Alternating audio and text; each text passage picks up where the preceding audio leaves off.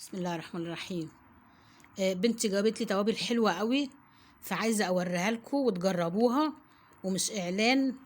ده انا يعني احب ان انا اشجع لو شباب صغير وعاملين مشروع زي كده، احنا نشجعه، وخصوصا كمان لما تبقى الحاجه نظيفه وحلوه، يعني مش هنشجع ببلاش. وانا ما بعملش اعلانات، ده هي جابته.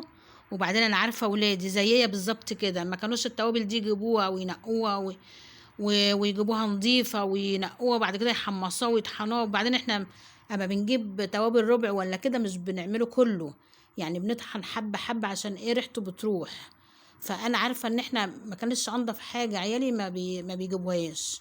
فلما شكرت لي فيها قلت لها طب هاتيلي. جابت لي اوردر اهو، وانا جربت منه، مع ان انا جايبه التمن الفلفل ب45 جنيه، وتمن الكمون ب65 جنيه. تخيلوا لما تبقى العلبة دي ب10 جنيه. بصوا الفلفل عامل ازاي، انا يعني طبخت منه. بسم الله الرحمن الرحيم. بصوا عامل ازاي، كمان الحاجة متحمصة. احنا يعني ايه، الواحد بيفهم في الحاجة، مش بنجيب حاجة وبس اهو. كمان انا جربت منه ايه، انا جربت منه البتاع ده اهو، الكزبرة اهي. بصوا الكزبرة عاملة ازاي، بصوا. بعدين دي متحمصة متحمصة، مش مطحونة كده، وريحتها تحفة. 10 برطمانات اهم، 10 علب، وكفاية العلب والنظافة.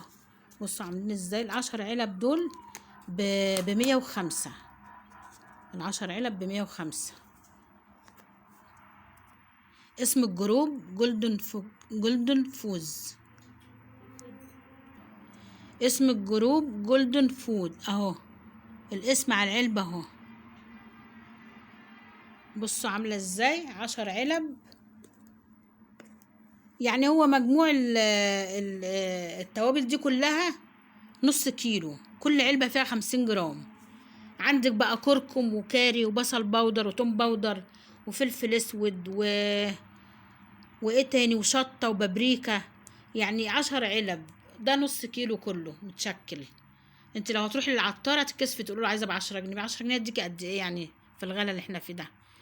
جربوه ان شاء الله حلو، وعلى ضمانة ربنا وضمانتي. وانا المرة الاخيرة بقول لكم ما بعملش اعلانات، بس انا حاجة لاقيها يعني فادتني، فقلت افيدكم بيها.